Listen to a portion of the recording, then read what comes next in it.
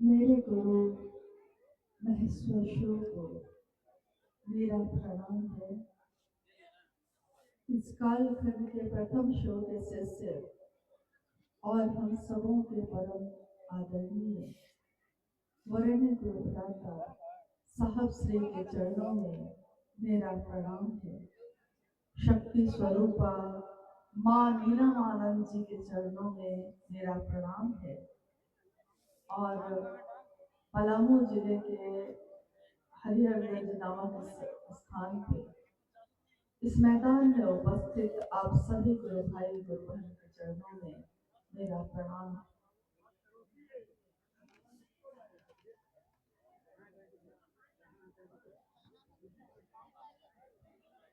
हम सबका परम सौभाग्य है कि अपने गुरु शिव की बात के लिए हरिहरगंज के इस स्थान पे आप भी आए, हम भी आए और हम सब यहाँ उपस्थित हैं।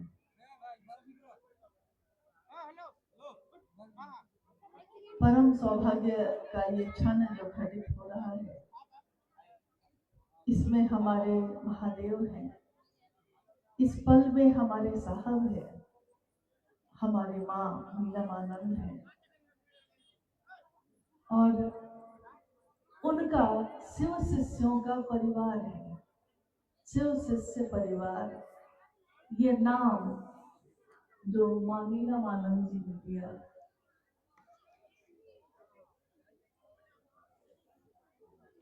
आज का ये शिव गुरु महोत्सव भी उनके संकल्प को और मजबूती देने के लिए और दृढ़ करने के लिए आयोजित किया गया। यहाँ के स्थानीय गुरु भाई गुरु बहनों ने बहुत मेहनत से, अथक परिश्रम से इसका आयोजन किया। मनसा एक ही थी सबकी कि शिव के शिष्य साहब भैरवानंद जी ने शिव के गुरु स्वरूप की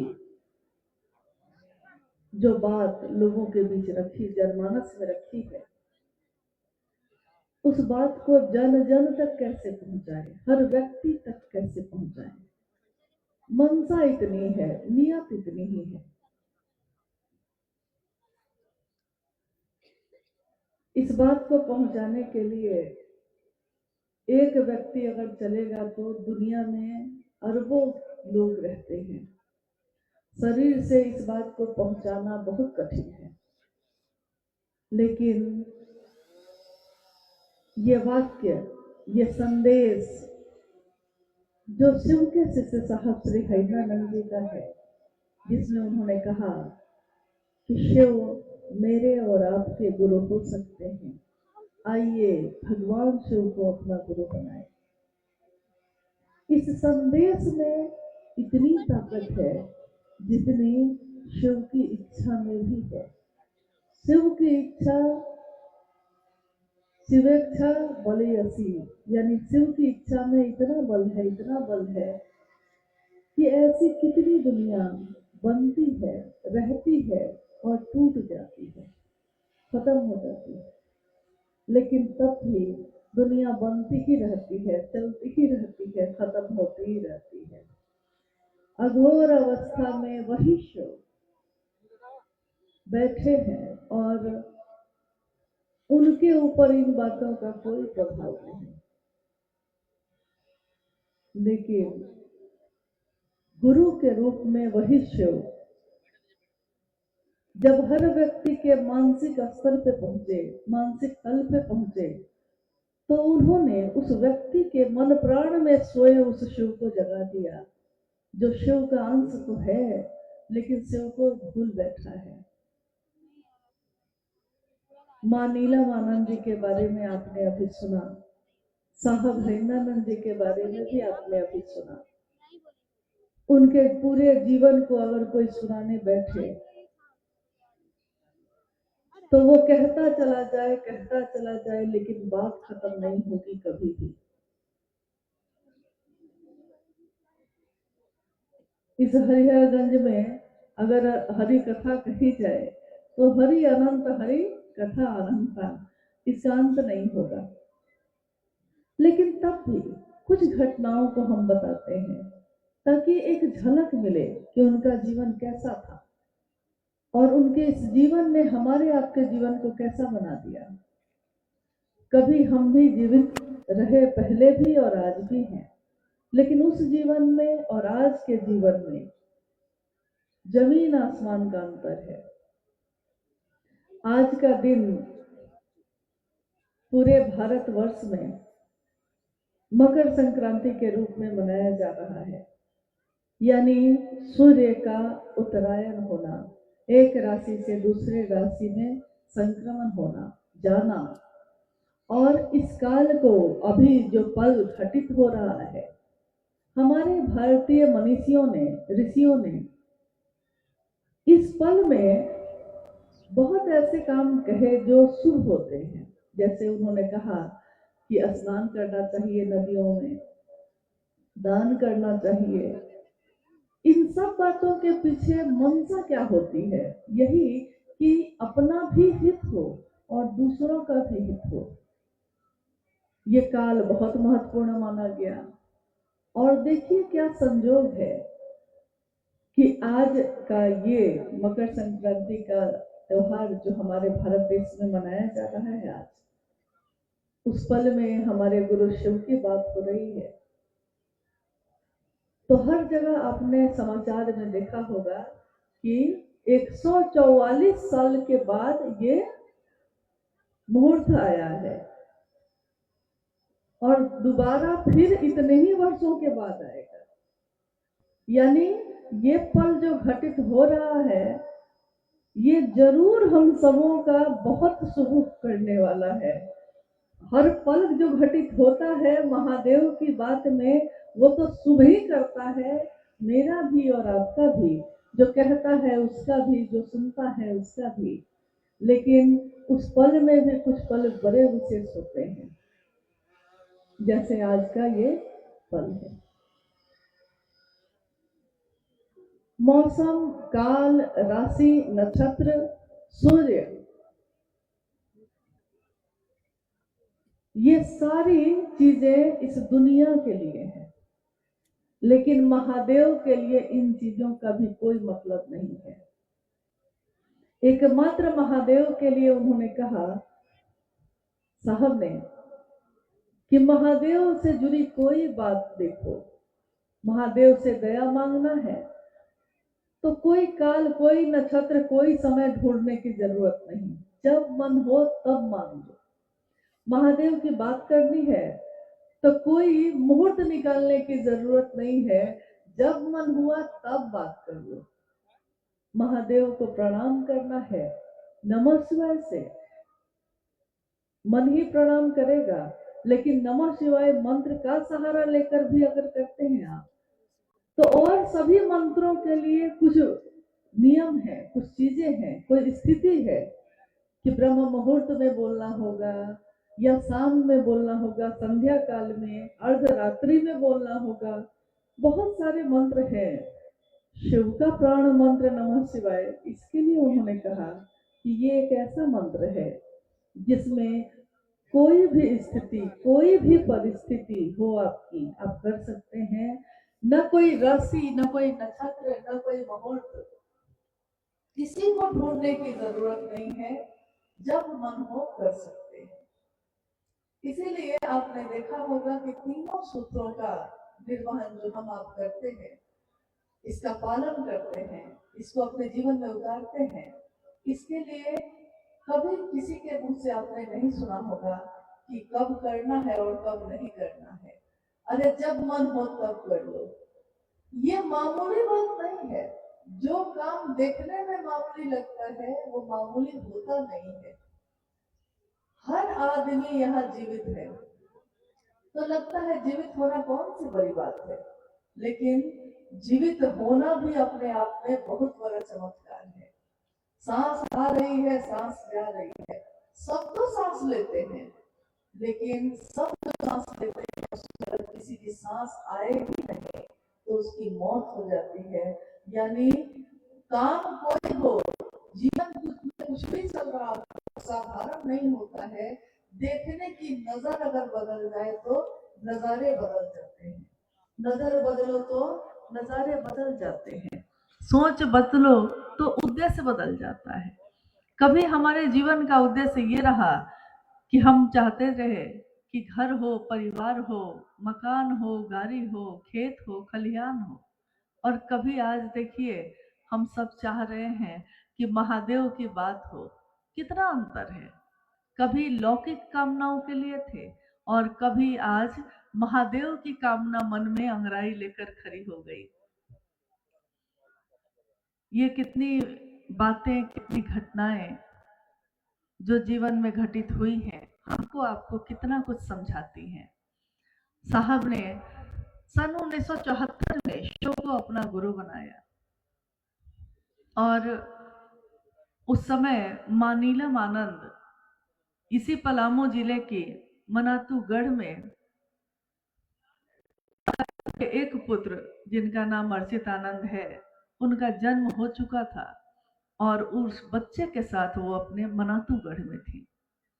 साहब हरिंदानंद जी जो कानून की पढ़ाई कर रहे थे पटना में, पटना लॉ कॉलेज में दिन में पढ़ाई कर रहे थे और रात में आरा के गांगी शमशान में जाकर शमशान साधना भी चल रही थी। बहुत ऐसी बातें हैं जो हम लोग प्रतिदिन चर्चाओं में सुनते हैं या बोलते हैं, लेकिन गौर नहीं करते, जानना नहीं चाहते कि ये आखिर हुआ क्यों, कब हुआ, किस परिस्थिति में हुआ और इस घटना के होने के पीछे कारण क्या, घटना जो हुई उसका उद्देश्य क्या है। कहानी की तरह कोई घटना को बता देना और जिसके साथ घटित हो उससे सुनना काफी अंतर है। आपने सुना अभी कि ये मंच गुरु का है और इस पे कोई विद्वान नहीं, कोई प्रवचन करता नहीं है। इसका क्या मतलब है? इसका मतलब ये है कि ये गुरु का मंच है और इस पे चाहे जो आए, जो बात करे, सब शिव के शिष्य हैं। तो जिस दिन साहब ने शिव को गुरु बनाया और उन्होंने ये बात अपने जीवन में जब समझी, सबसे पहली चिट्ठी उन्होंने मां नीलम आनंद जी को लिखी, जो उस समय मनातूगढ़ में रह रही थी, क्योंकि साहब का तबादला पाटन में हो चुका था और पाटन से जब वो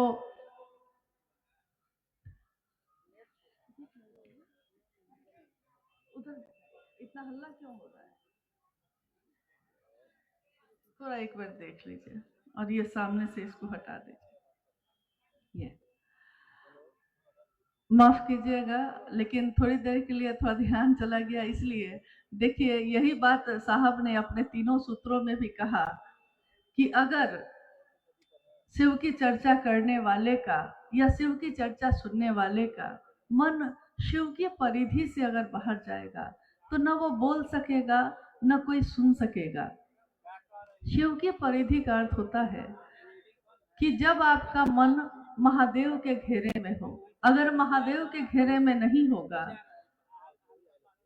तो आपका ध्यान बार बार भटकेगा ही भटकेगा और बड़ी मुश्किल से कोई ऐसा समय या कोई ऐसा आयोजन होता है जिसमें हम लोग एक साथ सामूहिक रूप से बैठकर अपने साहब और दीदी को याद करते हैं, अपने गुरु महादेव की बात करते हैं।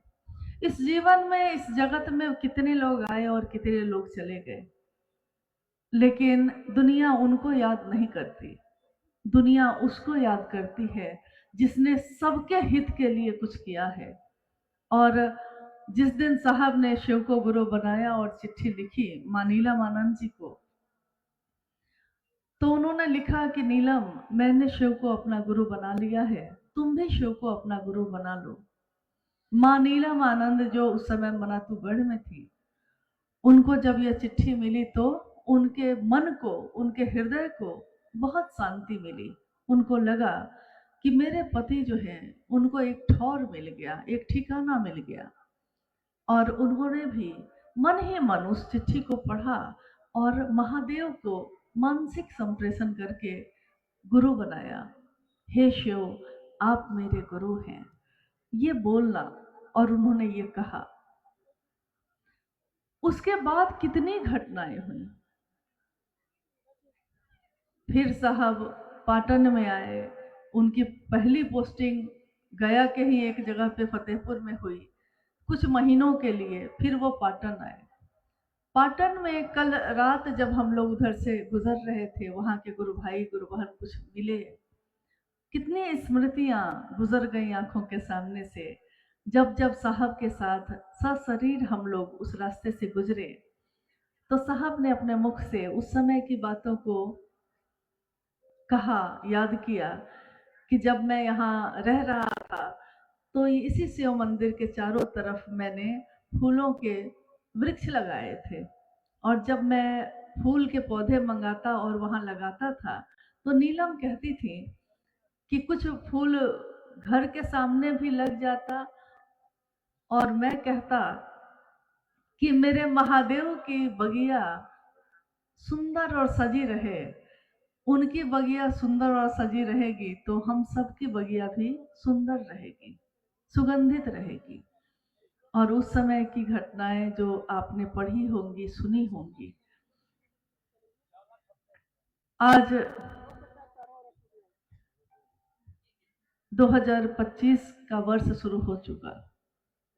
कहाँ सन 1974 और कहाँ सन 2025, जहां हम आप खड़े हैं। 50 वर्ष से ज्यादा हो चुके। 50 साल पहले क्या हुआ, आज हम लोग जानना चाहते हैं। जब हम कहीं जाते हैं, किसी खंडहर को देखते हैं, तो हम जानना चाहते हैं कि इसमें कौन रहता था उस समय, कैसे रहता था, इसका इतिहास क्या है। तो साहब और दीदी के जीवन की जो इतनी घटनाएं हैं, वो कहते कहते हम लोग थक जाएं, लेकिन वो घटनाएं खत्म नहीं होंगी। कुछ लिखी गई हैं, कुछ बोली गई हैं, लेकिन कितनी बातें तो अनकही ही रह गई। सबसे मुख्य बात यह है कि उनके जीवन में जो सबसे सुंदर पक्ष रहा, उनका सर्वोत्तम पक्ष शिव का शिष्य होना, उस पक्ष को उन्होंने दुनिया के सामने रखा और लोगों से कहा कि आपके गुरु भी शिव हो सकते हैं। पहली बार जब उन्होंने मधेपुरा में, उस समय एक राजेंद्र यादव नाम के व्यक्ति हुए वहां, जो पहले साहब के साथ शमशान साधना में भी जाते रहे। उनसे पहली बार साहब ने जब ये कहा कि अगर शमशान साधना से कुछ नहीं मिला है तो शिव को अपना गुरु बना लीजिए, उन्होंने कहा कि हाकिम, कौन सी नई बात कह रहे हैं, किताबों में तो लिखा है शिव जगत के गुरु हैं, शिव आदि गुरु हैं। साहब को आश्चर्य हुआ और उन्होंने किताबें मंगाई। अकेले थे उस समय, मां नीलमानंद यहाँ मनातू में थी। अकेले थे तो किताबें मंगाई और उसको देखा कि आखिर कहाँ कहाँ लिखा है। और जब सारे जगह उन्होंने देख लिया, तब उन्होंने कहा कि बताइए कितने आश्चर्य की बात है कि जो बात किताबों में लिखी है, उस बात को आपने अपने जीवन में क्यों नहीं उतारा। दुनिया कहती है कागज की लिखी, तू कहता कागज की लिखी, और मैं कहता आंखन देखी। दोनों में बहुत अंतर है। दुनिया में लोग सुनाते रहे कथाएं कि ऐसा होता है, ऐसा होता है, लेकिन साहब ने कहा कि ये तो मेरे जीवन में घटित हुआ है, और जो मेरे जीवन में घटित हुआ है मैं उसको सुना रहा हूं। सुनाया उन्होंने, और उनके साथ मां नीलम आनंद जी ने पल प्रतिपल उनका साथ दिया। आदि गुरु शिव की जब बात करते हैं हम, तो प्रश्न उठता है लोगों के मन में कि जब आदि गुरु शिव हैं, यानी गुरु की परंपरा, गुरु का पद जिनसे शुरू हुआ है, तो उनके प्रथम शिष्य कौन। तंत्र साधना में, आध्यात्मिक इतिहास में यह जिक्र आता है कि मां भवानी स्वयं शिव के शिष्या हैं।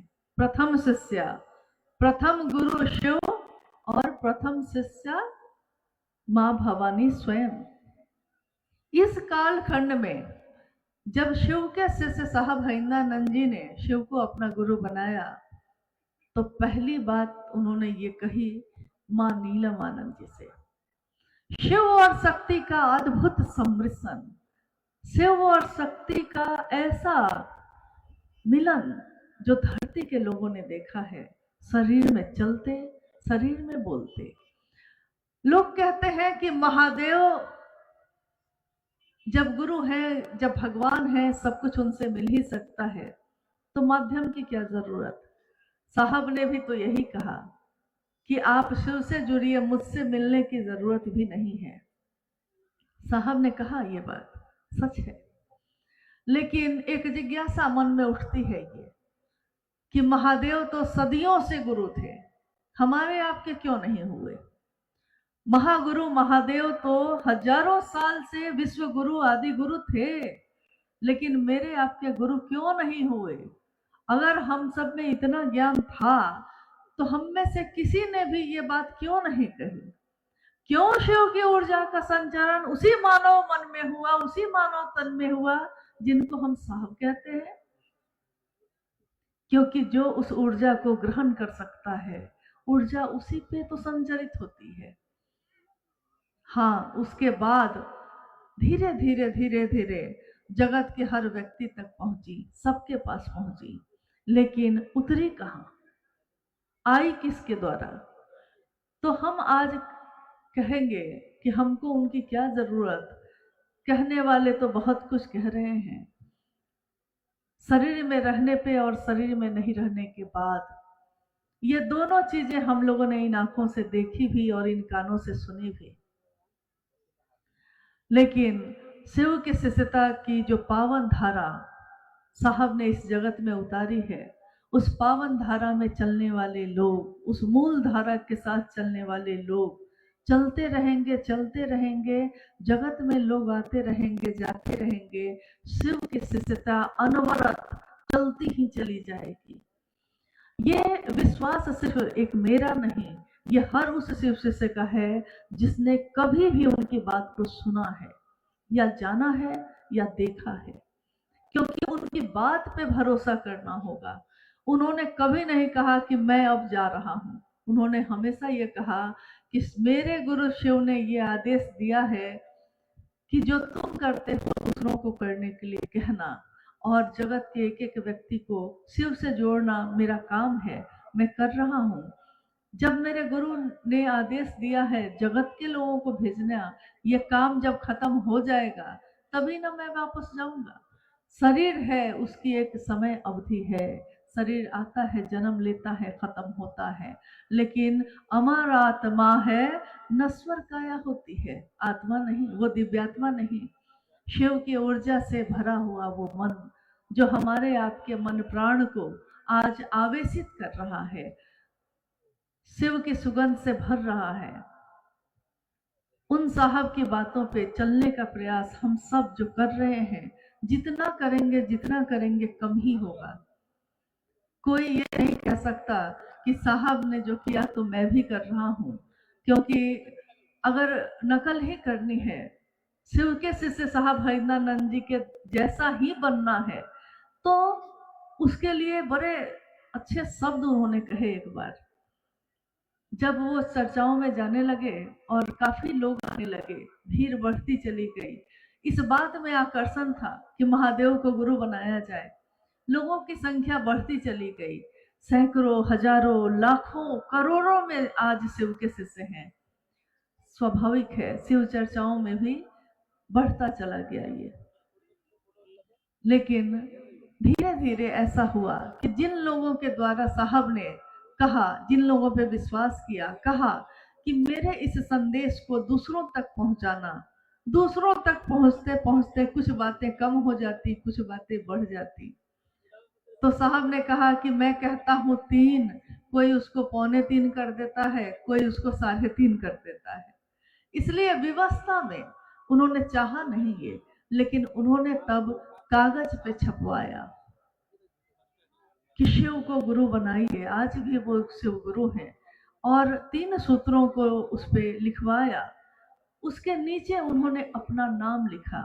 उन्होंने चाहा ऐसा नहीं, उनकी व्यवस्था है, क्योंकि उन्होंने जो विश्वास किया तो लोग जब बात बदलने लगे तो उनके लिए और कोई उपाय नहीं बचा, उनको अपना नाम उसमें देना पड़ा और नाम लिखा शिव शिष्य हरिंद्रानंद। यानी ये संदेश जो लेकर जा रहा है, लेकर जा कोई भी रहा है, लेकिन ये संदेश किसका है?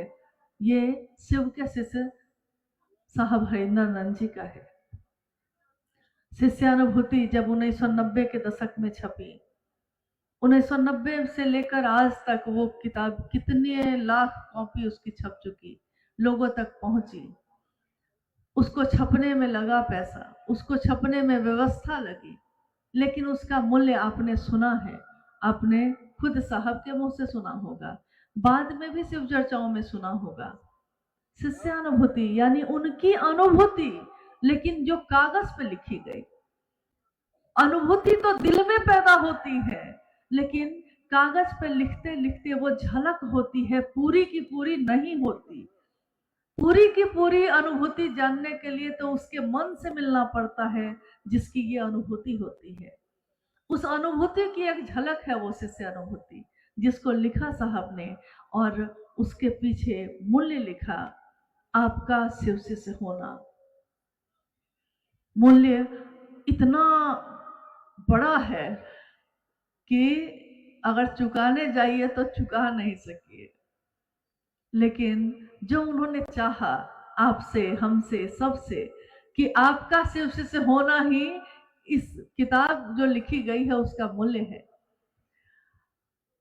साहब ने कहा, उस समय पटना में हम लोग रहा करते, साहब ने कहा कि क्या किताब लिखने मुझको नहीं आती? आती है, लेकिन जरूरत नहीं है। इतने संदेश देने से ही काम चल जाएगा, जरूरत नहीं।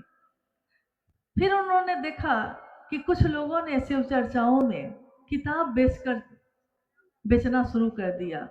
अलग अलग कहानी की किताब, नाग नागिन की किताब, शिव कथा की किताब।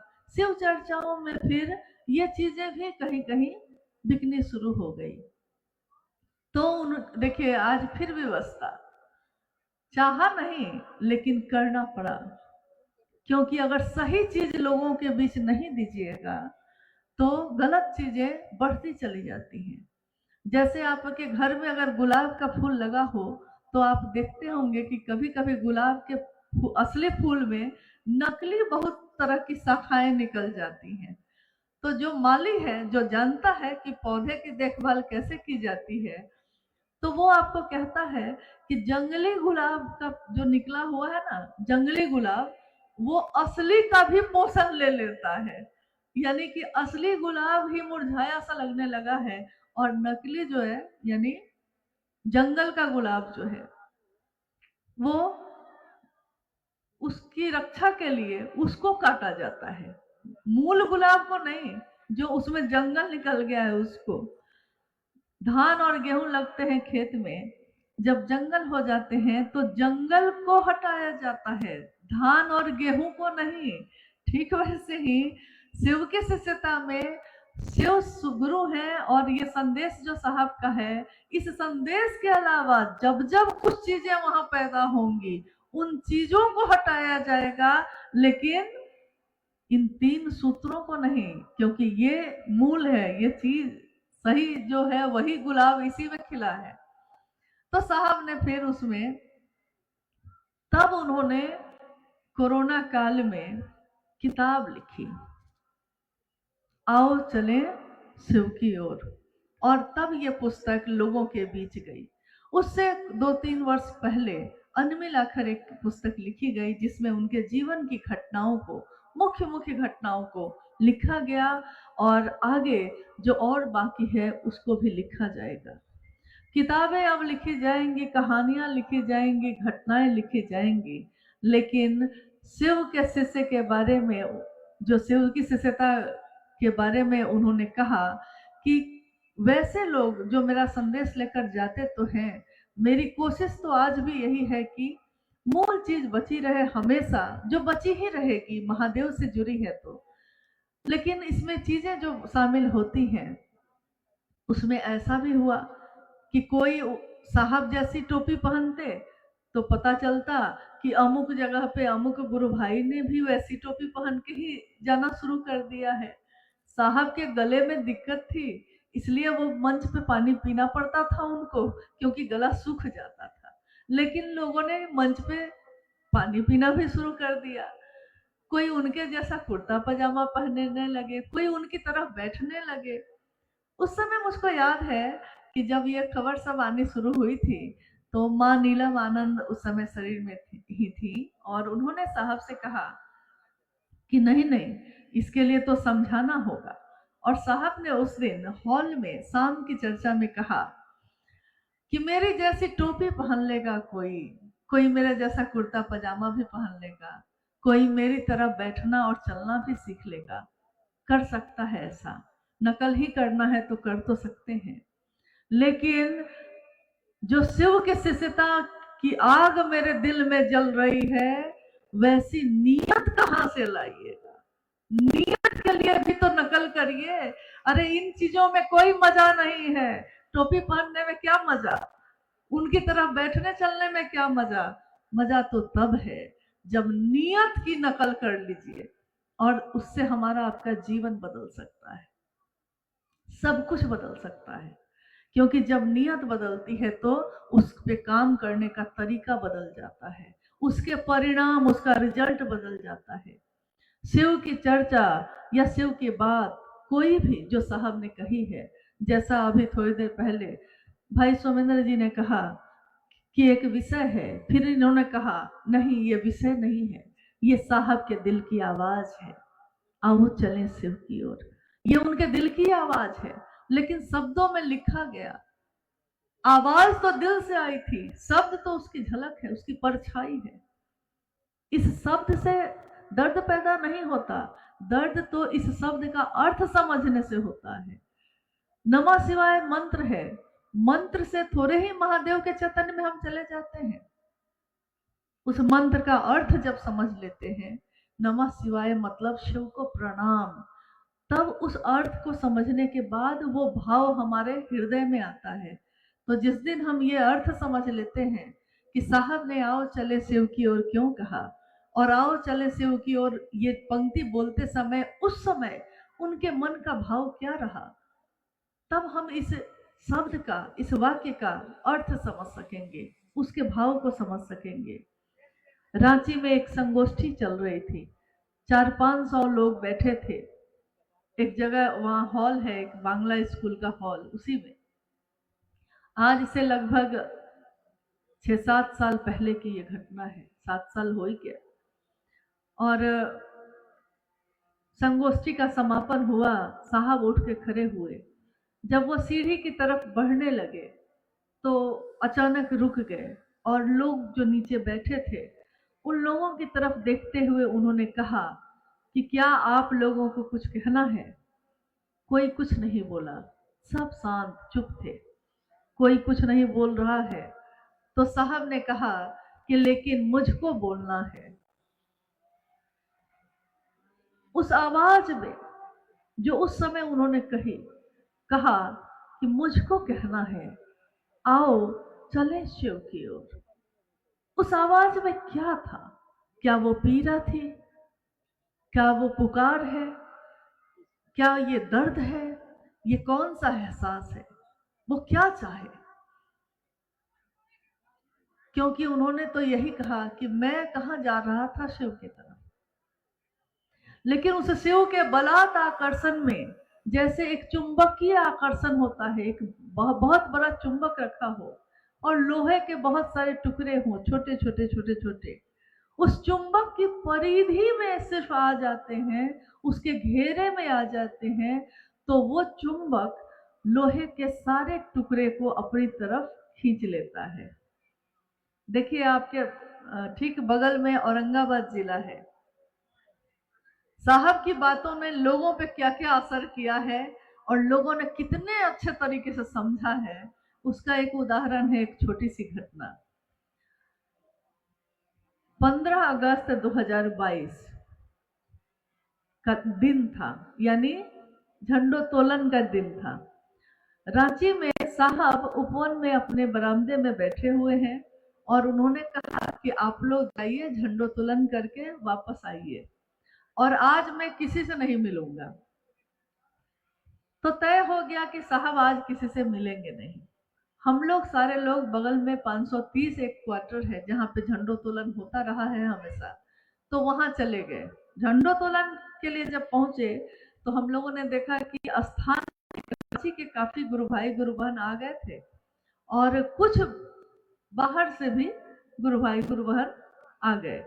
उसमें एक अकेला गुरु भाई औरंगाबाद से थे, सफेद पैंट शर्ट पहने हुए, अकेले।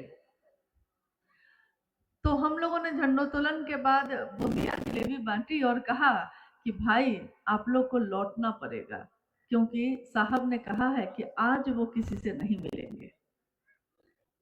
लोग कहते हैं भावेन लभ्यते देवता, यानी भाव अगर आपका हो तो वो देवता क्या, देवों के देव महादेव भी लभ्य होते हैं। अगर हो, चाहत हो, चाहत में कितनी ताकत होती है। उस गुरु भाई ने कहा मुझको, क्या जवाब दिया?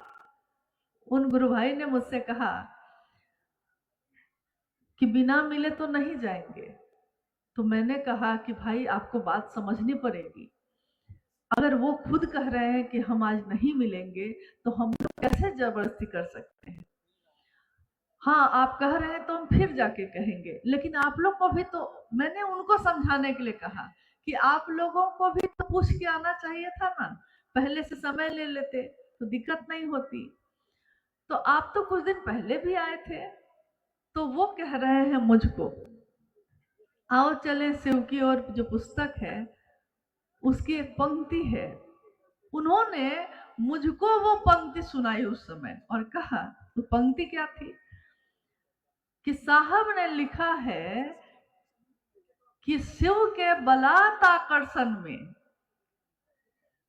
शिव के बलात् चुंबकीय आकर्षण में मैं लोहे के छोटे टुकड़े की तरह उनकी तरफ खींचा चला गया। क्यों खींचा चला गया, कैसे खींचा चला गया, मुझको नहीं पता। तो आप कह रहे हैं मुझसे कि मैं क्यों आ जाता हूं बार बार, तो मैं क्या करूं?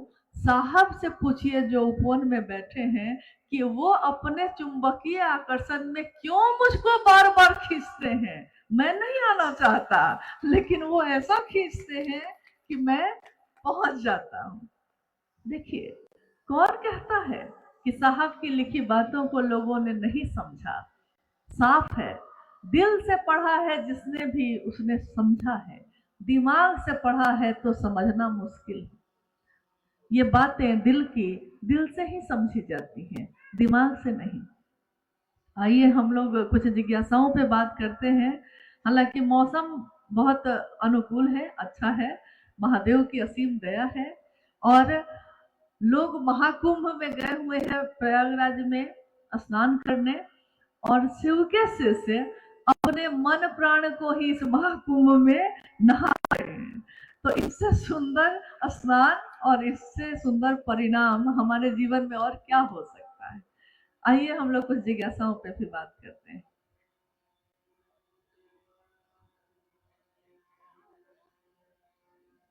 क्या हुआ? नहीं है, लाइए पढ़ ले हम।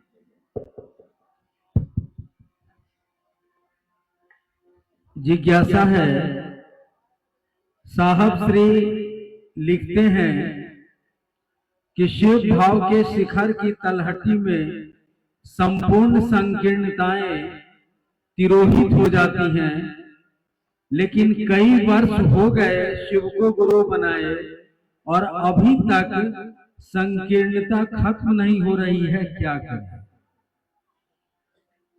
कृपया समझाइए। हाँ, जिज्ञासा आपने सुन ली है। शिव को गुरु बनाए हुए बहुत वर्ष हो गए हैं, लेकिन जीवन की संकीर्णता अभी खत्म नहीं हो रही है।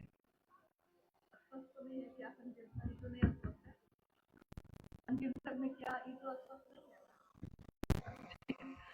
संकीर्णता, इसमें बहुत सारी चीजें हो सकती हैं। का, शरीर का, मानसिक, आर्थिक, कोई भी चीज हो सकती है, सामाजिक। शिव को गुरु बना के ध्यान दीजिएगा, क्योंकि ये पंक्ति जो है ये शिष्यानुभूति की पंक्ति है, जिसके बारे में अभी हम लोगों ने बताया। शिष्यानुभूति की ये पंक्ति कहती है कि शिव भाव के शिखर की तलहटी में ही समस्त संकीर्णताएं तिरोहित हो जाती हैं। लेकिन गौर करने की बात यह होती है कि शिव भाव शिखर की तलहटी में,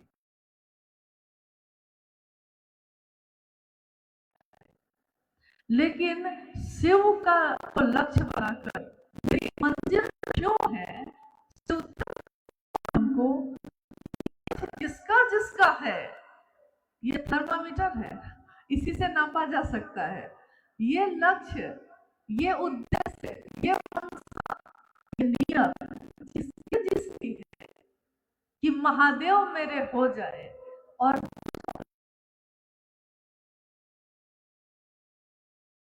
उसके जीवन की तो समस्त संकीर्णता तिरोहित हो ही गई है।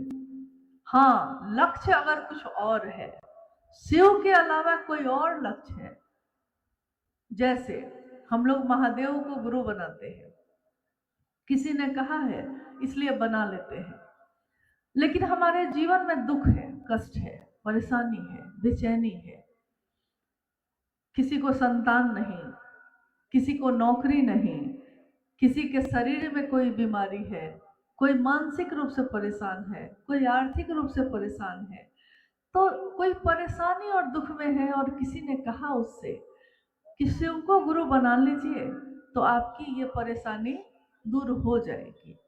परेशानी दूर हो जाती है, लेकिन याद रखिएगा, ये सुनकर जिस दिन आपने शिव को गुरु बनाया, उस दिन से लेकर आगे के दिनों तक भी आपका लक्ष्य शिव नहीं है। शिव से मिले हैं इसलिए कि ताकि मेरा काम हो सके। तो लक्ष्य तो शुरू से यही था कि हमको संतान चाहिए, लक्ष्य शिव तो नहीं थे। लक्ष्य तो यही था कि हमको संपत्ति चाहिए, उद्देश्य शिव से मिलना तो नहीं था, शिव से काम लेना है। लेकिन शिव का होना नहीं है, दोनों में काफी अंतर है।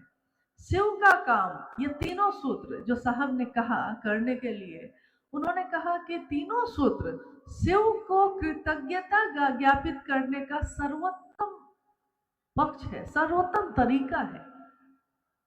लेकिन अगर अपने लौकिक कामनाओं के लिए हम सिर्फ करते हैं तो लौकिक कामनाएं पूरी तो होंगी ही, क्योंकि महादेव से सटे हैं आप। महादेव से चाहे जैसे सटिए, हरि से लगी रहो रे भाई, लगे रहे हैं आप तो बनत बनत बन जाए, ये तो होगा ही होगा। लेकिन उद्देश्य अपना थोड़ा ठीक करिए। आपने देखा होगा आज तो हर हाथ में मोबाइल है, सबके पास है ना। ये एक ऐसी चीज है जो मतलब सबके पास है। आपने देखा होगा हमारे मन की तर्ज पे ही बना है वो।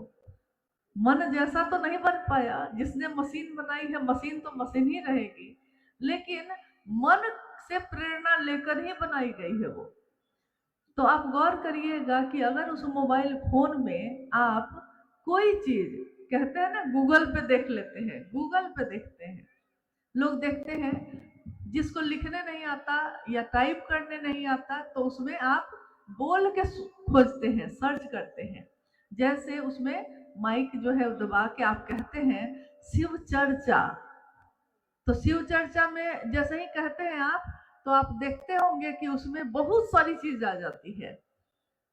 साहब की शिव चर्चा भी आ जाती है, बहुत सारे गुरु भाई गुरु बहनों की शिव चर्चा भी आ जाती है, कोई कोई उसमें पूरा नाच गाना का डाले हुए है वो भी आ जाता है, गाना का भी आ जाता है।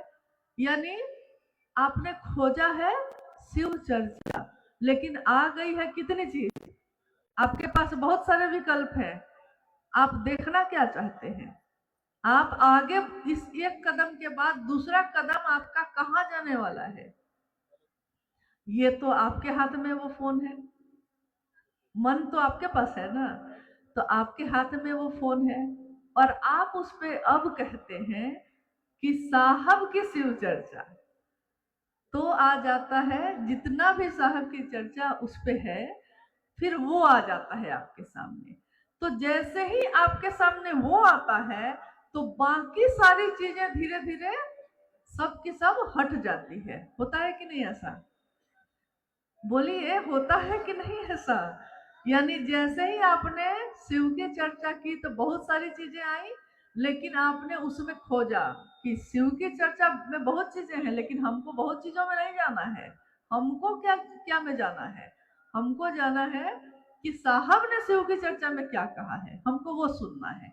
यानी जिसकी आप सुनना चाहते हैं, अब आपने उसका नाम लिया तो वो फोन, यूट्यूब हो, फेसबुक हो, जो भी हो, वो फोन आपके सामने वो चीजें ले आता है, बाकी सारी चीजों को हटा देता है। देखिए, फोन है वो, मन भी कुछ ऐसा ही है। आपका मन क्या खोजता है? महादेव के लिए महादेव को खोजा है कभी? तो महादेव के लिए जिस दिन खोजिएगा तो बाकी सब चीज अपने आप डिलीट हो जाएगी, हट जाएगी, फिर दूसरी चीज आपको दिखाई ही नहीं देगी। महादेव के सिवा क्या दिखेगा फिर? महादेव के काम के सिवा क्या दिखेगा फिर? तो शिव के लिए देखिए, ताकि हमारे जीवन की संकीर्णता अपने आप तिरोहित होती है अगर शिव के लिए आपने शिव को गुरु बनाया है। शिव चाहिए कि ज्ञान चाहिए? एक बार साहब ने देवघर में, जब साहब थे, उन्होंने पूछा, लोग बैठे थे, साहब ने पूछा क्या चाहिए? अभी थोड़ी देर पहले हमारे साथ, हम लोग के साथ एक गुरु भाई आए हैं, मुन्ना जी, वो अपनी शिव चर्चा में कह रहे थे कि मीरा जो है गुरु की तलाश में गई तो रैदास के पास, तो उसने पूछा कि तुमको क्या चाहिए, कृष्ण चाहिए कि ज्ञान चाहिए? अगर ज्ञान चाहिए तो बहुत विद्वान है, जाओ उसके पास। लेकिन उसने कहा कि नहीं, कृष्ण चाहिए। देखिए, उस दिन साहब ने पूछा, ये सभी शिव शिष्यों से उस दिन जो बैठे थे उनसे पूछा कि आपको गुरु चाहिए कि ज्ञान चाहिए? उस समय हम लोग के साथ देवाशीष जी, जो बहुत पुराने गुरु भाई हुए, वो भी बैठे थे। ये प्रश्न उन्हीं का था उस दिन। उन्होंने कहा कि कैसे बुझबई कि ज्ञान हो गए? तो साहब ने कहा कि तुमको गुरु चाहिए कि ज्ञान चाहिए? तो सारे लोगों ने कहा कि गुरु चाहिए। तो गुरु चाहिए तो गुरु क्या देंगे अब उन पे छोड़ो, ज्ञान अज्ञान इस सब के चक्कर में मत रहिए। गुरु जो देंगे वो ज्ञान ही होता है। तो गुरु चाहिए तो महादेव की चाहत से चलिएगा तो सारी संकीर्णता दूर हो जाएगी, अपने आप खत्म हो जाएगी। जीवन की परेशानियां हमारा आपका मन ही लेता है ना उसको। जिस मन में महादेव रहे वो न दुख लेता है न सुख लेता है, न अपमान लेता है न सम्मान लेता है। दुनिया का क्या है? दुनिया ने तो किसी को नहीं छोड़ा। यहाँ तो श्री राम आए, सीता आई, शरीर में कितने लोग आए, दुनिया ने तो किसी को नहीं छोड़ा। ये दुनिया भी ऐसी ही है। ये सचमुच में ये दुनिया है तो पीतल की ही, लेकिन उसमें महादेव मिल गए तो चमक बढ़ गई है। तो महादेव की दुनिया में हर तरीके के लोग हैं। उन्होंने तो महादेव को नहीं छोड़ा, साहब दीदी को नहीं छोड़ा, हम लोगों को नहीं छोड़ा, आपको भी ना छोड़ेंगे। इसलिए या तो इसमें फंस जाइए कि कौन क्या क्या कहता है, या तो उसमें फंसिए जिसमें साहब ने कहा है कि अपना टोका जो है वो महादेव के तार में फंसाओ। दूसरे की बिजली कट जाएगी तो तुम्हारी बिजली भी खत्म हो जाएगी, रोशनी खत्म हो जाएगी। लेकिन महादेव में लगा के रखोगे तो हमेशा रोशनी बनी रहेगी। तो हमारा मन महादेव में ही फंसा रहे, वही ठीक है। उसमें सब कुछ जो जिज्ञासा है कि संकीर्णता कैसे तिरोहित होगी। तो मेरा यही कहना है कि आप अपने उद्देश्य को थोड़ा ठीक कर लीजिए। जब हम कोई तस्वीर खींचते हैं, अभी मोबाइल की ही बात हो रही थी, मोबाइल उठाइए और तस्वीर खींचिए। दूर से खींचिएगा तो इसमें सारी चीजें आएंगी, लेकिन उसमें आप क्या खींचना चाहते हैं? आप फोकस करते हैं, नजदीक करते हैं, नजदीक करते हैं और थोड़ा सा हिल गया हाथ अगर, तो तस्वीर ही बदल जाती है। होता है ना ऐसा? थोड़ा सा हाथ हिला, कांपा, तस्वीर ही बदल गई। खींचना था उस पेड़ का और आने लगा वो घर। तो फिर से आप अपने कैमरा को ठीक करते हैं, यानी जो खींचना चाहते हैं उस पर फोकस करते हैं, उस पर एकाग्र होते हैं, एकनिष्ठ होते हैं। एकाग्रता और एकनिष्ठता यानी समर्पण। एकनिष्ठता होगी तो समर्पण आ ही जाएगा, समर्पण होगा तो एकनिष्ठता भी हो ही जाती है। तो इस तरह हमारे जीवन में हम अपने उद्देश्य को ठीक कर लें, संकीर्णता तो अपने आप खत्म हो जाएगी। दूसरी जिज्ञासा है कि शिव से होकर व्यक्ति के लौकिक पारलौकिक मनोरथ स्वतः पूर्ण होते हैं। एक शिव के शिष्य का लौकिक और पारलौकिक मनोरथ क्या होगा? शब्द तो लिखा हुआ है लौकिक क्या होगा और पारलौकिक क्या होगा, लेकिन उससे पहले लिखा है शिव के शिष्य का। शिष्य की दुनिया में गुरु होते हैं और गुरु की दुनिया में शिष्य होता है, और कोई नहीं होता। तो शिष्य की दुनिया में जब कोई शिव को चाहेगा तो उसको क्या लौकिक है क्या पारलौकिक, ध्यान जाएगा तब न कुछ चाहेगा। लौकिक कामना क्या क्या हो सकती है? आराम हो, अच्छा भोजन मिले, घर में रहे। देखिए हम लोग कहाँ बैठे हैं, ना आप अपने घर में बैठे हैं ना हम अपने घर में बैठे हैं। हम लोग इस मैदान में बैठे क्या कर रहे हैं? कामना अगर महादेव की बात की हो जाए, उनकी हो जाए, तो आपके लौकिक चीजें अपने आप धीरे धीरे हल्की हो जाती हैं। यानी आप रास्ता खोजते हैं कि घर का काम होना है हो जाए, व्यापार चलना है चल जाए, लेकिन मेरे महादेव की बात कैसे हो जाए, आप रास्ता खोजते हैं। तो लौकिक कामनाएं अगर पूरी हो भी जाएंगी, जो कि हो जाती है, महादेव जो चाहे तो क्या न हो। किम न सिद्धते भूतले, इस भूतल पे क्या ऐसा है जो आप चाहिए और नहीं सिद्ध होगा। लेकिन जो शिव को चाहता है, साहब हरिंद्रानंद जी के जीवन को आपने सुना, डिप्टी कलेक्टर, एक एजुकेशन डायरेक्टर के बेटा, यानी जब छोटे थे तब भी सुविधा की कमी नहीं थी, जब बड़े हुए तब भी सुविधा की कमी नहीं, सम्मान की कमी नहीं। क्या साहब को एक डिप्टी कलेक्टर को कम सम्मान मिलता है? ऐसा नहीं।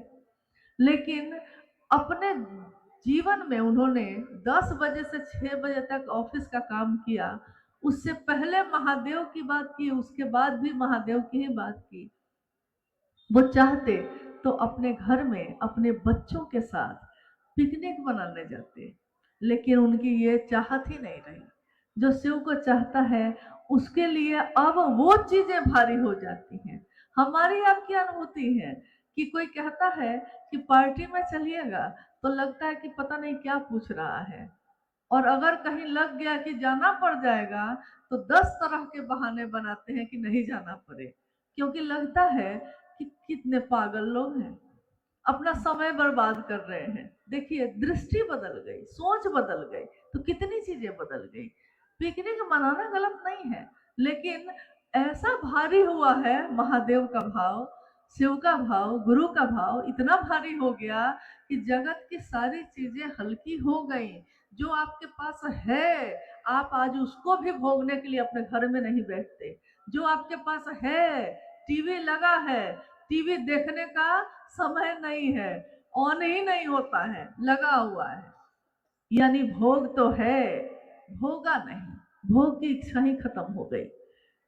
भोग एक समय ऐसा था कि भोग था और हम आप भुक्त थे, यानी गाड़ी खरीदे हैं तो गाड़ी के देखभाल में लगे हैं, घर बनाया है तो दीवार में दाग नहीं लग जाए इसके कोशिश में है, कपड़ा खरीदा है तो खोंच नहीं लग जाए, फट नहीं जाए, खराब ना हो जाए इसकी कोशिश में है, गहना खरीदा है पहनने के लिए लेकिन तिजोरी से चोरी ना हो जाए इसकी कोशिश में है। लेकिन धीरे धीरे क्या हुआ, भोग था, भुक्त थे, मतलब भोग ही अब हमको भोग रहा था। साहब ने बस इतना कहा महादेव को गुरु बनाओ और ये 3 सूत्र करना। इन 3 सूत्रों ने क्या कमाल किया है कि अब भोग है और भोगने की इच्छा ही नहीं होती है। लौकिक कामना शिव का शिष्य क्या मांगेगा? उसके जीवन में क्या कामना ऐसी है जो वो चाहेगा? अब है पारलौकिक। पारलौकिक यानी कुछ ऐसा वरदान मिल जाए, कुछ ऐसी चीज हो जाए, मोक्ष मिल जाए मुझको, जीवन और मृत्यु के चक्र से छुटकारा मिले। बहुत कष्ट है इस धरती पे, कष्ट तो है, ये बात सही है, बहुत कष्ट है। शरीर व्याधियों का घर है, ये दुनिया, यहाँ खुशियां हैं कम, बेशुमार है गम, सच है ये। लेकिन शिव के शिष्य की बात हो रही है, इसमें जिज्ञासा है शिव के शिष्य के लिए। तो शिव का शिष्य पारलौकिक कामना यानी मोक्ष की कामना करेगा कि हाँ, जीवन और मृत्यु से हमको छुटकारा मिले, तेरा हूं तुझ में मिल जाऊं। शिव तुमसे आए थे महादेव, आप ही में मिल जाए, मामला खत्म हो। ये भी एक दिन साहब ने पूछा कि क्या शिव का शिष्य मोक्ष की कामना भी करता है? तो सारे लोग शांत हो गए, सबको समझ में नहीं आया कि इसका जवाब क्या दें। तो साहब ने कहा कि अरे, जिसके गुरु का काम बाकी होगा वो क्या चाहेगा कि मामला खत्म करके शिव में मिल जाए, बात खत्म हो जाए, तो कमवा कौन करेगा? आए हैं एक गुरु भाई हम लोग के, जो देवघर के रहने वाले हैं, रामदेव जी। तो साहब ने इनको बुलाया और पूछा कि रामदेव ये बताओ, नहीं, नीचे, वहां नीचे में कुछ लोगों के साथ ये बात कर रहे थे। तो लोगों ने पूछा कि बताइए कि शिष्य क्या करता है, गुरु क्या करते हैं, तो शिष्य का क्या काम है? तो इन्होंने अपने सरल सहज स्वभाव के अनुसार जवाब दिया उन लोगों को। कहा कि अरे, गुरु जी को सब्जी लाना होगा तो शिष्य को न भेजेंगे, गुरु जी को कपड़ा लाना होगा तो शिष्य को न भेजेंगे। देखिए इनकी अपनी जो उस समय बातचीत थी। साहब ये सुन के खूब हंसे। तो उन्होंने कहा कि अगर सारा शिष्य गुरु में मिल ही जाएगा, शिव ही हो जाएगा, तो काम कौन करेगा? इसीलिए हमको मोक्ष की भी कामना नहीं है। हम जन्म लेते रहे, जाते रहे, आते रहे और महादेव महादेव करते रहे। न भोग की कामना है, न मोक्ष की कामना है। यह कामना ही खत्म हो गई। जब शिव की कामना हो गई तो ये कामना ही खत्म हो गई।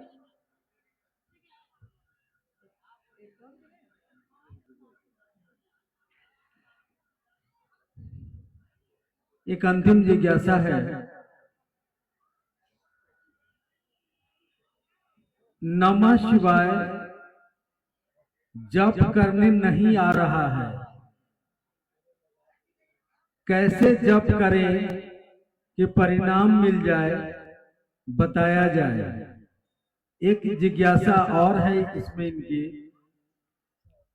कि 16 वर्ष हो गए शिव को गुरु बनाए हुए और कष्ट कम नहीं हो रहा है, क्या करें? तो इसका तो उत्तर आपने सुन लिया है। अभी कष्ट कम नहीं हो रहे हैं तो लक्ष्य यानी कष्ट ही है। महादेव पे थोड़ा छोड़िए टेंशन, थोड़ा महादेव को भी दीजिए। खुद ही सारा तनाव लेने की जरूरत नहीं है। जिस दिन आप अपने शरीर की बीमारी को भी कह देते हैं कि पूरा का पूरा हम नहीं भोगेंगे तुमको, आधा तुम भोगो आधा हम भोगेंगे, तब दुख सीधे कम हो जाते हैं। हालांकि महादेव की दया हो, महादेव की असीम दया से आपके कष्ट कम हो।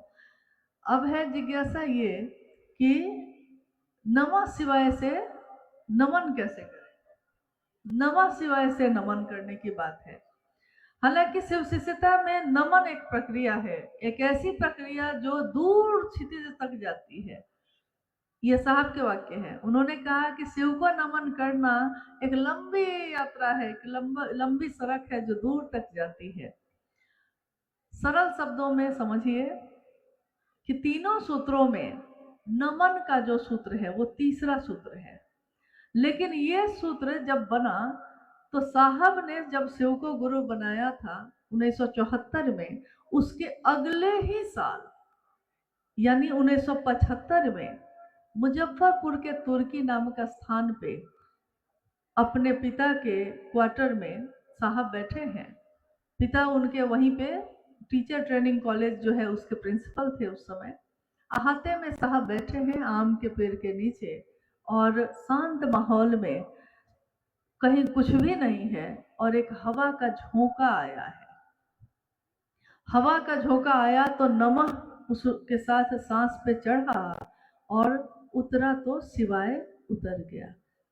और ये घटना जब हुई तो साहब ने बताया कि जिस दिन ये बात हुई मेरे साथ तो मैं अकबका के खड़ा हो गया। और हमेशा आपके जीवन में ऐसा होता है कि जब अचानक कोई घटना हो जाए तो आपके मुख से आपकी अपनी जो भाषा है, देखिए अपना होने का कहाँ कहाँ क्या क्या उदाहरण है, अपनी भाषा ही निकलती है।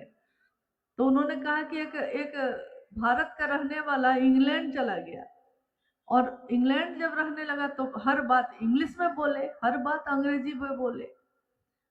और एक दिन सीढ़ी से उतरते समय पैर फिसल गया तो वो जब नीचे गिरने लगा तो वो चिल्लाया, माई गे माई। तो अंग्रेज लोग को लगा कि क्या बोला तो पता चला कि भोजपुर का रहने वाला है।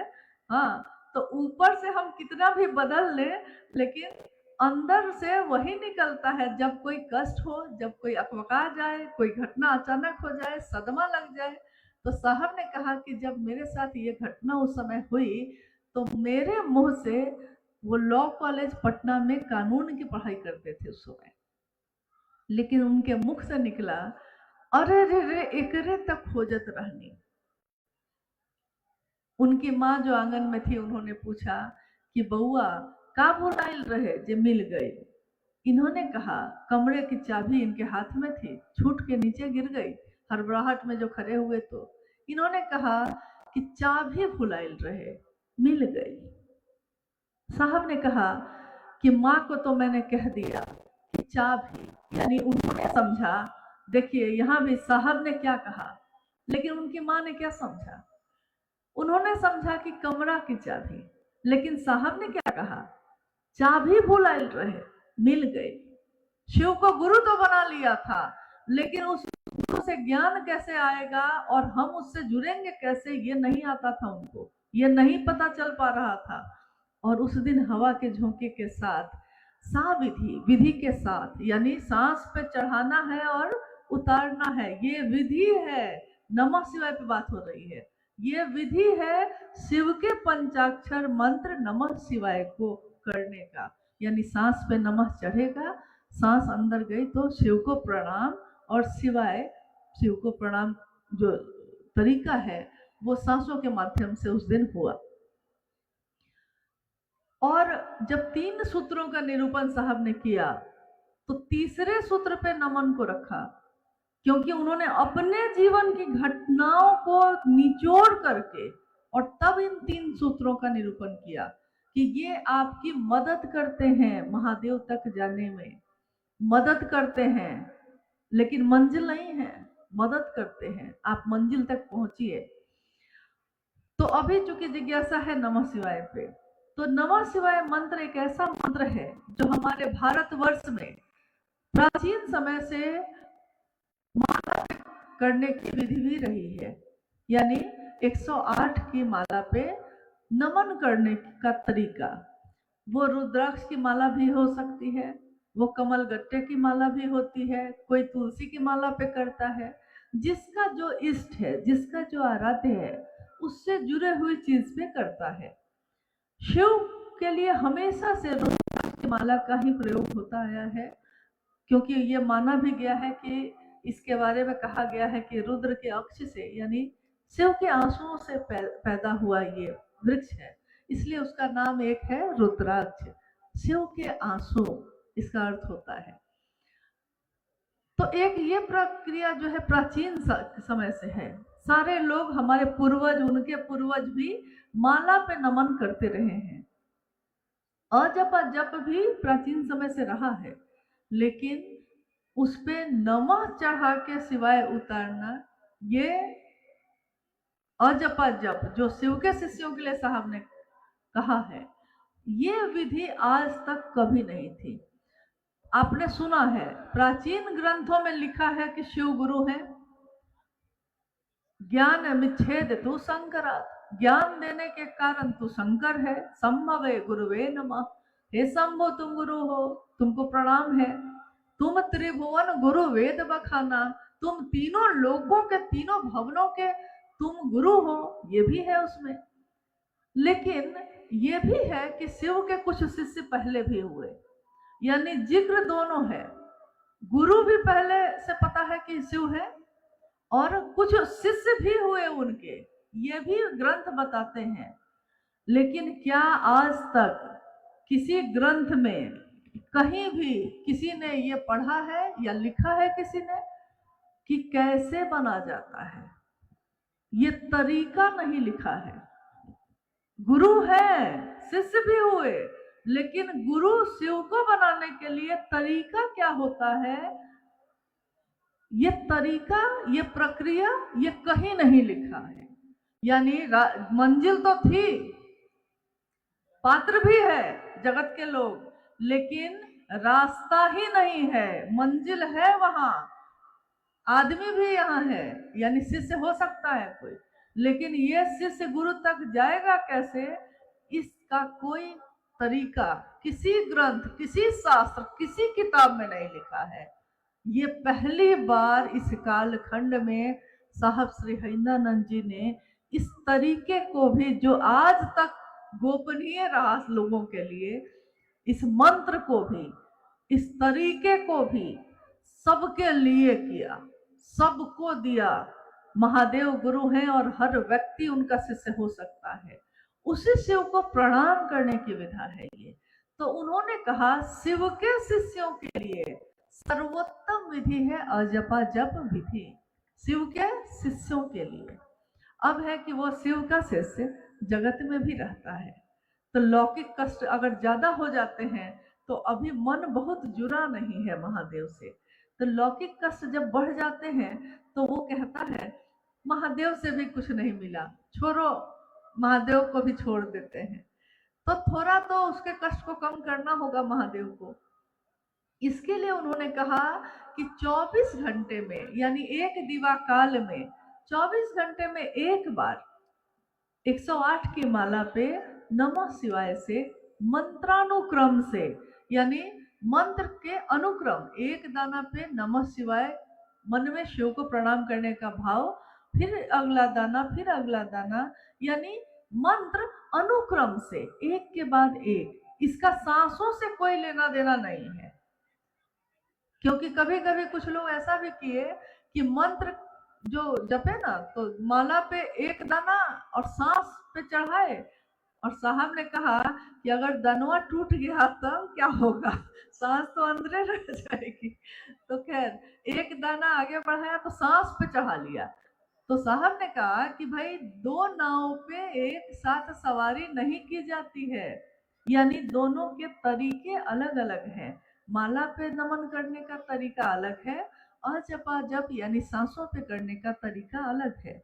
सांसों पे जो मंत्र जपे जाते हैं वो ईश्वर प्राप्ति के लिए होते हैं, और ईश्वर प्राप्ति के लिए जो मंत्र जपे जाते हैं वो संपूर्ण जीवन भर चलता है। इसलिए सबसे सुंदर तरीका है सांसों की माला, यानी इसकी माला कब शुरू होती है और कब खत्म होती है। जन्म लेते शुरू, और जब शरीर की मौत होगी तो खत्म। पूरा जीवन हर सांस उस शिव को प्रणाम हो जाए, ये सबसे सुंदर तरीका है। श्वास श्वास पे नाम ले, वृथा श्वास मत खो। क्या जाने इस श्वास का फिर आना हो न हो, क्या पता इस श्वास का फिर जो सांस आई है तो निकलेगी कि नहीं, और जो निकली है तो फिर आएगी कि नहीं, क्या पता ऐसा होगा कि नहीं। तो उन्होंने कहा कि सबसे सुंदर तरीका यही है। ध्यान अगर भटक जाए तो छोड़ दीजिए। आपने सुना टुकड़े टुकड़े में भी आप कर सकते हैं। आज तक में किसी ने ये साहस नहीं किया शिव के प्राण मंत्र को टुकड़े टुकड़े में कर देने का, नहीं कर सकते आप। लेकिन ये प्रेम अधिकार कैसा लाता है, ये शिव से उनका प्रेम कैसा है कि उन्होंने अपने गुरु से लड़ के इसको तोड़ा है। उन्होंने कहा कि लोग नहीं कर पा रहे तो आप होंगे महादेव, लेकिन आपको महादेव बन के नहीं लोगों तक आना है, आपको उनका गुरु बन के आना है।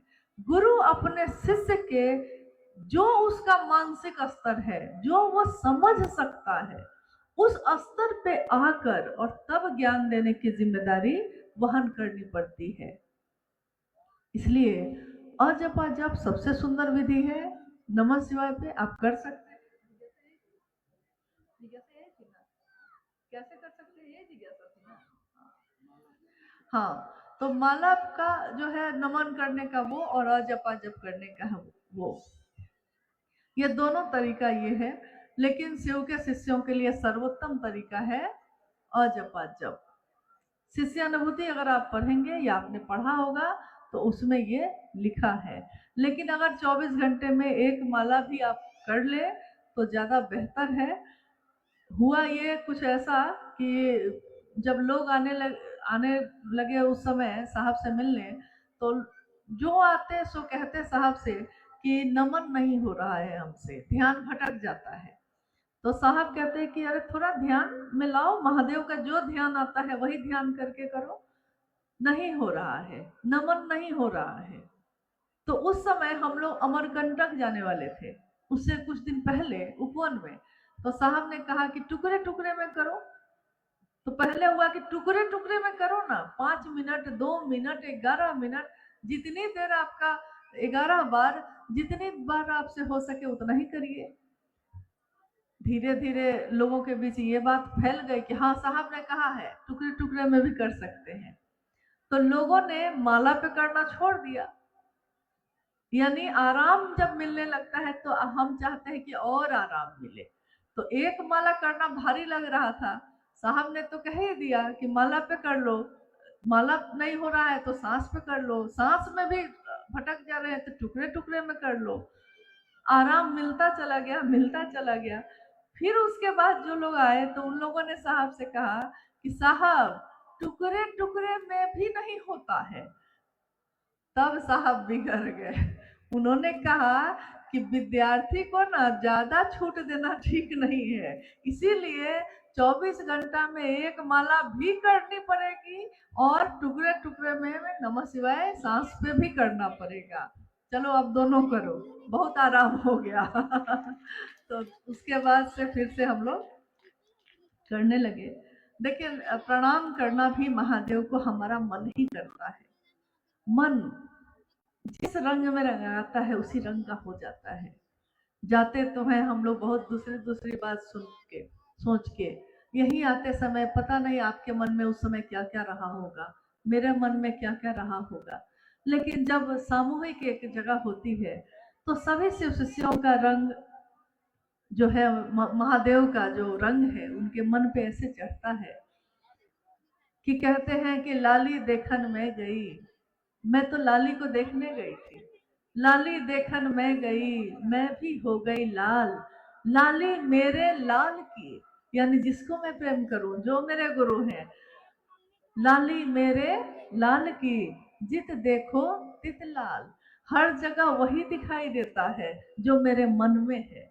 मन का ही प्रतिबिंब यह जगत है। जो आपके मन में है वही एक दिन मूर्त रूप लेता है। किसी दिन मन में ये बिल्डिंग रही होगी किसी की, किसी ने बना दिया तो दिख रहा है। मन की चीजें दिखती नहीं है, लेकिन अगर मन में पैदा ना हो तो सामने वो साकार रूप भी नहीं लेती है। महादेव हम सबके जीवन में उतर रहे हैं, उतरते रहे। हम उनके शिष्य बनकर जो हो सकता है उनके लिए करें। और शायद महादेव के शिष्य बने कि नहीं बने, बनेंगे कि नहीं बने, महादेव मुझको शिष्य समझेंगे कि नहीं समझेंगे, क्या कैसे पता चलेगा कि महादेव मेरे गुरु हैं। ऐसी कितनी जिज्ञासा, ऐसे कितने प्रश्न हमारे मन में हमेशा उठते हैं। तो हम नहीं जानते कि ये कैसे पता चलता है। लेकिन महादेव से हम सब शिव के शिष्य यही कहते हैं कि शिष्या समझोगे कि नहीं समझोगे महादेव, शिष्या न समझ कोई बात नहीं, तेरे काम तो आने दे। नहीं, आपके काम हम आ सके, हम थोड़ी आपकी बात कर सके। और जो अपने गुरु की महिमा का गान करता है, जो अपने गुरु की बात करता है दूसरों से, उसका मन भी वैसा होता है और उसका माहौल परिवेश भी वैसा ही होता है। आप सभी से यही अनुरोध है कि इतने दिनों के बाद यहाँ जो ये कार्यक्रम आयोजित हुआ, इसका एक ही उद्देश्य सबका है। सबका उद्देश्य जब एक हो जाता है तो उसमें ताकत होती है। सामूहिक उद्देश्य शिव के शिष्यों का, एक साथ शिव की चर्चा जब अंतरिक्ष में भी पहुंचती है तो अंतरिक्ष भी शिव में हो जाता है। तो हमारी आपकी कामना यही है कि हम सबका जीवन शिवमय हो, सुखमय हो। हम अपने साहब और दीदी के संकल्प पे एक निष्ठ हो सके, क्योंकि अगर उनके होंगे तो सबके होंगे, लेकिन सबके हो गए और उन्हीं के ना हो सके तो कोई मजा नहीं।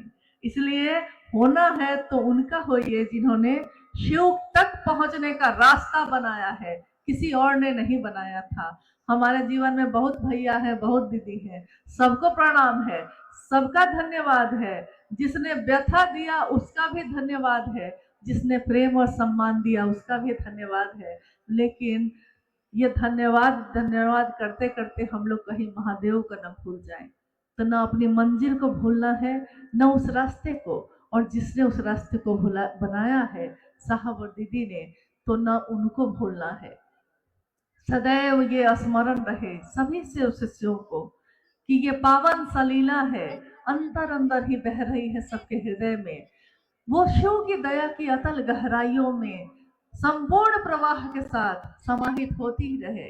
ये साहब हरिंद्रानंद जी ने चाहा है, उन्होंने लिखा है आओ चले शिव की ओर में कि मेरी अपने गुरु, यानी उन्होंने अपने उसमें लिखा और कहा कि मैं शिव का शिष्य हरिंद्रानंद, मेरी अपने गुरु शिव से साष्टांग ये प्रार्थना है। साष्टांग का अर्थ होता है पूरी तरह समर्पण करके ये प्रार्थना है कि सबका मन शिव की दया की अतल गहराइयों में समाहित होता ही रहे। यही उनकी चाहत है। हम उस चाहत के अनुरूप हो सके, इसकी कोशिश करिएगा। आप सभी के चरणों में मेरा प्रणाम।